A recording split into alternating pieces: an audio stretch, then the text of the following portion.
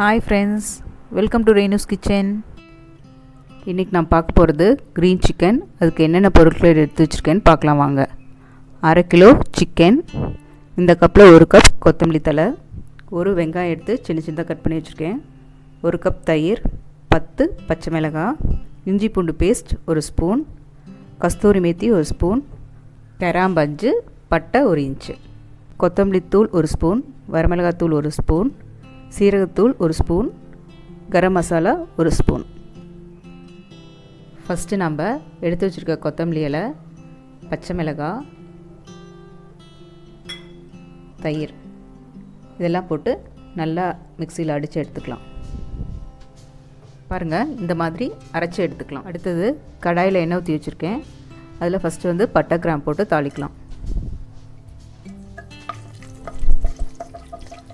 இது பொரிஞ்சிருச்சு. இப்போ நம்ம இதில் வெங்காயம் போட்டுக்கலாம். உப்பு ஆட் பண்ணிக்கலாம். தேவையான அளவு ஆட் பண்ணிக்கோங்க. இது ப்ரௌன் ஆகிற வரைக்கும் கொஞ்ச நேரம் வணக்கலாம். பாருங்கள், இது நல்லா வணங்கிருச்சு. இப்போ இது கூட நம்ம எடுத்து வச்சுருக்க இஞ்சி பூண்டு பேஸ்ட் போடலாம். இது ஒரு நிமிஷம் நல்லா வணக்கிக்கலாம். இப்போ இது கூட நம்ம எடுத்து வச்சுருக்க சிக்கன் ஆட் பண்ணலாம்.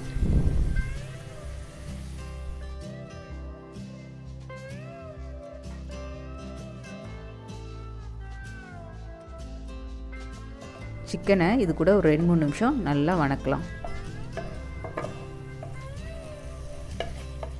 இப்போது நம்ம எடுத்து வச்சுருக்க மசாலாலாம் இதில் ஆட் பண்ணிக்கலாம்.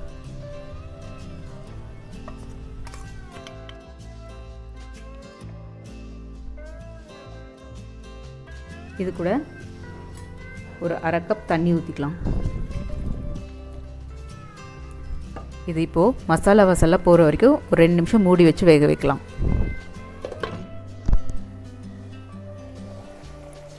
பாருங்கள், இப்போ இது நல்லா கொதிக்குது. இப்போ இது கூட நம்ம அரைச்சி வச்சுருக்க கொத்தமல்லி தழையும் இதில் ஆட் பண்ணிக்கலாம். இதை ஒரு தடவை இப்படி கலக்கி விட்டுட்டு நம்ம ஒரு 5 நிமிஷம் மூடி வச்சு நல்லா வேக வைக்கலாம் சிக்கனை.